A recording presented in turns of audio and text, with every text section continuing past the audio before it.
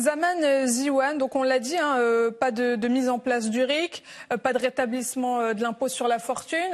Pourquoi est-ce qu'Emmanuel Macron s'entête?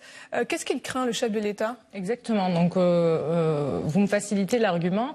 Tout simplement, encore, selon nous, selon nos analyses, c'est tout simplement que ce gouvernement, Emmanuel Macron à sa tête, craignent la démocratie. Tout simplement. C'est-à-dire que le RIC, qui est demandé et acclamé depuis 6 mois, et comme vient de le dire mon voisin de table, la mesure phare qui aurait peut-être pu justement permettre aux Gilets jaunes de rentrer chez eux après 6 mois de mobilisation, si elle est rejetée, c'est tout simplement qu'elle fait peur. C'est un véritable outil démocratique.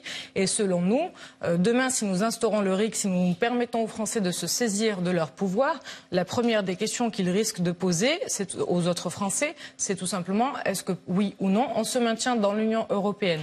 Et on a pu le voir en janvier 2018, lorsqu'Emmanuel Macron était invité à la BBC en Angleterre. Il avait tout simplement dit, probablement que si les Français étaient également soumis à un référendum sur notre maintien dans l'Union européenne, ils demanderaient à en sortir. Et il avait également ajouté, et il faut quand même oser le faire, qu'il combattrait durement contre ce scrutin pour le gagner.